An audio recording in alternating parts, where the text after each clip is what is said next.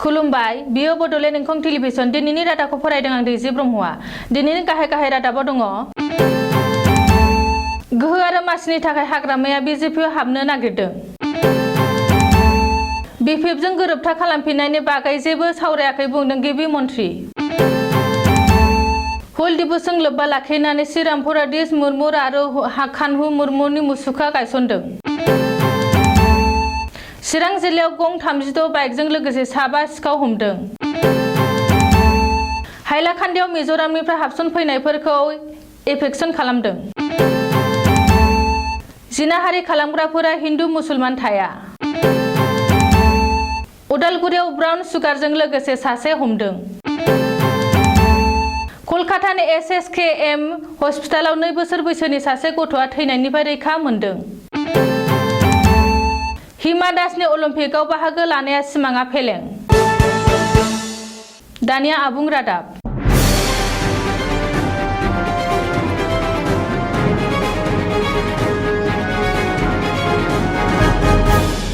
हाग्रामा महिलारिनि बिटिसिनि खुंथाय गोहोखौ नांगौ बेनिखायनो बिपिएफनि गासैबो बिबानगिरिफोरखौ लानानै बिजेपिआ हाबनो नागिरदों नाथाय बिपिएफ दोलोआ गावनि गासैबो बिबानगिरिफोरखौ लानानै बिजेपिआव हाबनायनि उनावबो इउपिपिएल आरो बिजेपिनि ज' जानायखौ सिफायनो हानाय नङा बरंस बिजेपि आरो इउपिपिएलनि सोमोन्दोआ गोख्रोंसिनसो जागोन बे बाथ्राखौ बुंदों बिटिसिनि लेङाइ गाहाय आरो उदालगुरि बियाबनि एमएलए गबिन्द चन्द्र बसुमतारिया बबेखानि हाग्रामा महिलारिया बिपिएफनि गासैबो दैदेनगिरि आरो सोद्रोमाफोरखौ लाना बिजेपिआव हाबनायनि उनाव इउपिपिएलआ खुंथाय गोहोनिफ्राय गैया जालांगोन होनना साननाया गोरोन्थि जागोन होनना इउपिपिएल आरो बिजेपि गोरोबथाखौ बिपिएफआ फैनायनि उनावबो सिफायनो हानाय नङा मख'नो गोनांदि क'क्राझार जिल्लानि फकिरागामाव सान्थालि हारिनि हुल दिबस फालिनाय हाबाफारियाव बाहागो लानानै बे बाथ्राखौ बुंदों गबिन्द चन्द्र बसुमतारिया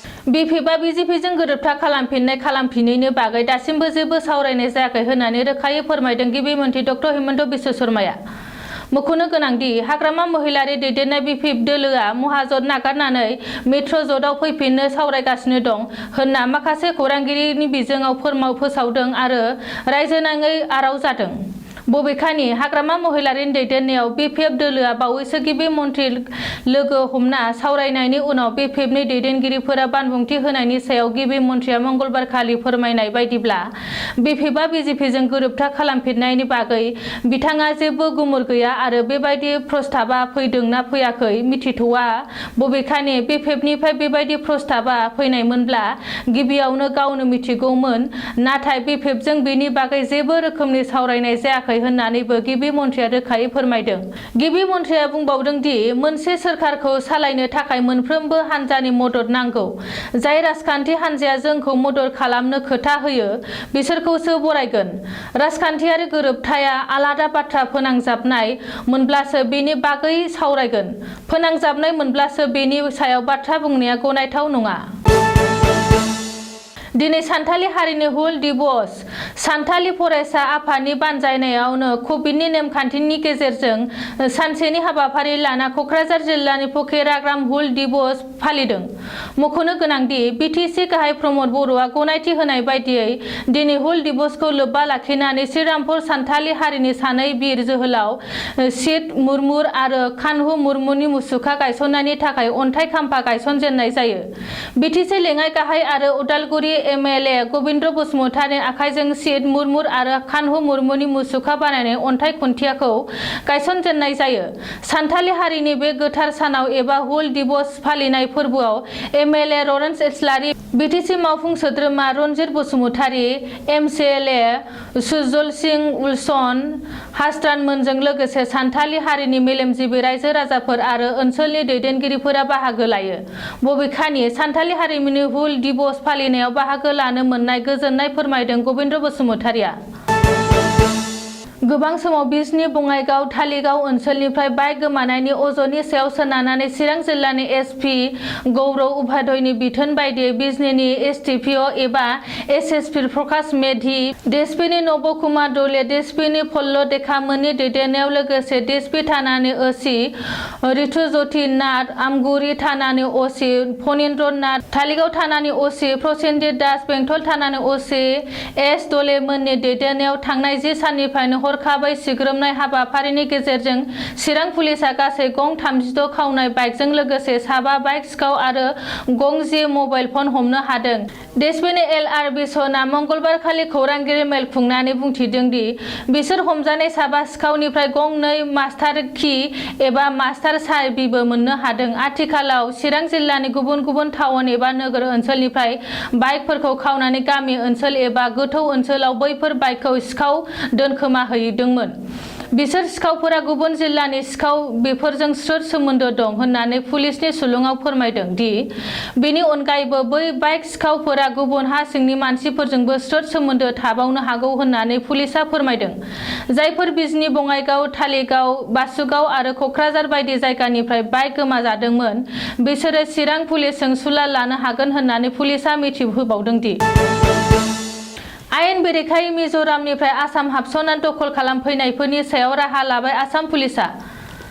मिज'फोरा आसामनि हायाव आयेन बेरेखा दखल खालामना थालिर बागान आरो गय बागान खालामफैनायखौ दानफायना एभिक्सन खालामबाय हाइलाकान्दि पुलिसआ। मिथिनो हानाय बायदिब्ला हाइलाकान्दि एसडि डक्टर रमनिन्द्र कौरनि दैदेननायाव आसाम पुलिस आरो रैखाथि जवानफोरा थांनाय हरनिफ्रायनो आसाम मिज'राम सिमनायाव मिज'फोरनि हेंथायै एभिक्सन खालामदों। बबेखानि मिज'फोरनि हेंथायै एभिक्सन खालामफुनाय समावनो हानजासे मिज'फोर आरो मिज' पुलिसनि मोनसे गेदेरथार टीम फैनानै आसाम पुलिसनि जवानफोरखौ होबथानो नाजादोंमोन।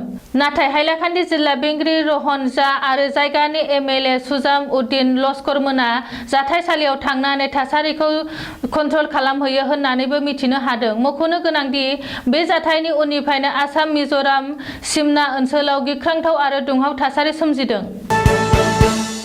आसामाव साफ्रोमबो जिनाहारि खालामनायनि गोदान जाथाया सोराङाव फैदों।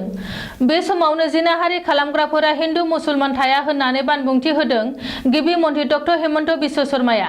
मख'नो गोनांदि रायजो नाङै सोमावग्लुंनाय कक्राझार आरो मरिगावआव जिनाहारि खालामना बुथारनाय जाथायनि उनावनो बे बाथ्राखौ बुंदों गिबि मन्थ्रिया खौरांगिरिनि सिगाङाव बुंदों दि जिनाहारि खालामग्राफोरा हिन्दु मुसलमान थाया। गाबोन सोरबा हिन्दु सुबुङाबो जिनाहारि खालामनो हागौ। बबेखानि बाथ्रायाव बाथ्रा धोरोमारि बाङाइ सुबुं सानखो एबा मुसलमानफोरखौ दाय फोनांनाया गनायथाव नङा। माबा मोनसे गाज्रि खामानि जालाङोब्ला मुसलमानफोरखौनो दाय फोनांनो नाङा होननानै गिबि मन्थ्रि डक्टर हिमन्त बिश्व शर्माया खौरांगिरिफोरनि गेजेरजों रायजो नाङै राजाफोरखौ खावलायो। उदालगुरि जिल्लायाव ब्राउन सुगारजों लोगोसे सासे ड्राग्स फालांगिरि हमनो हादों। उदालगुरि पुलिसआ मोनसे सुलुंनि सायाव अपारेसन खालामना गोबांथार बिबांनि ब्राउन सुगारजों लोगोसे रिजु बर' मुंनि सासे ड्राग्स फालांगिरिखौ हमनो हायो होननानै मिथिनो हादों।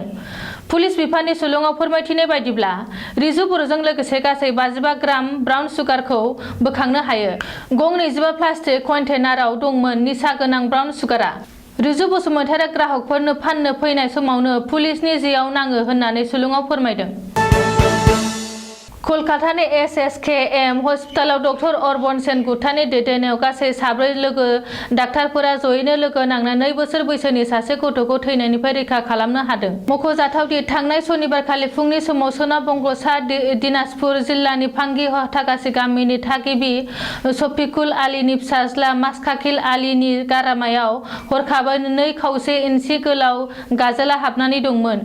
सिगांगौमानि जेबो मिथियैयाव नखरनिया जायगानिनो इटाहार PSPCआव गथ'खौ लांग्रोदोंमोन। नाथाय उनाव रायजगल मेडिकेल कलेजाव रिफार खालामनायाव रायजगलाव लांदोंमोनब्लाबो बिसोरबो केसखौ गोब्राब नुनानै मान्डा मेडिकेल कलेजाव रिफार खालामो। बेवहायनो केसखौ नायनानै लोगो लोगोनो कलकातानि SSAKM हस्पिटालाव रिफार खालामलायनाय हरजों हरनो कलकातानि SSKM हस्पिटालाव बेमारिखौ लांनाय जादोंमोन। रबिबारखालि फुंनि समाव बे हस्पिटालाव सौहैदोंमोन। गासै 7 डाक्टार लोगो नांनानै हायोब्लाबो गोबाव समसिम अपारेशन खालामनानै जोबनायाव 2 बोसोर बैसोनि गथ'खौ जोबनायाव रैखा खालामनो हानाय डक्टर अर्नाब सेन गुप्ताया गावसोरनि देरहासारनाय होननानै गोजोननाय फोरमायदों। बेनि अनगायैबो नखरनि गावसोरनि फिसाज्लाखौ थैनायनिफ्राय रैखा खालामबाय आरो गोदान जिउ मोनफिनहोबाय होननानै गोजोननायजों लोगोसे बै गासैबो डाक्टारखौ जोबोर साबायखर होदों। गावनि गोख्रों खारनायजों आसाम आरो भारत हादरखौ मुंदांखा खालामनाय थिं एक्सप्रेस एबा ग्लेन गार्ल हिमा दासनि अलिम्पिकआव बाहागो लानाय सिमांआ फेलें जाबाय। हिमा दासआ टकिय' अलिम्पिकनि थाखाय क्वालिफाइड जानो हायासै। मिथिनो हानाय बायदिब्ला टकिय' अलिम्पिकनि जोबथा क्वालिफाइडनि खारनायाव थिं एक्सप्रेस हिमा दासआ जखम जानायनि थाखाय टीमनिफ्राय बाहेर जानो गोनां जायो। जखम जानायनि थाखायनो हिमा दासखौ आइजोफोरनि 400 मिटार खारनायनि एभारेस्टआव बाहागो लानो हायासै। एथलेटिक एभारेस्टआ मख'नो गोनांदि फेन्डेआव जखम जानायनि थाखाय हिमा दासआ मंगलबार खालि फाइनालाव बाहागो लानो हायाखै आरो अलिम्पिकनि थाखाय क्वालिफाइड जानायनि जोबथा खाबु खोमानो गोनां जायो। रिपर्ट बायदिब्ला हिमा दासआ जखम जानाय देहाखौ लानानैब्लाबो 200 मिटार फाइनालनि थाखाय ट्रेकआव ओंखारदोंमोन, जायनि जुनै हिमानि जखमा गोब्राबसिन जायो आरो मैया 400 मिटार खारनायाव बाहागो लानो हायाखै। दिनैनि रादाबा एसेनोसै, गोजोन्थों।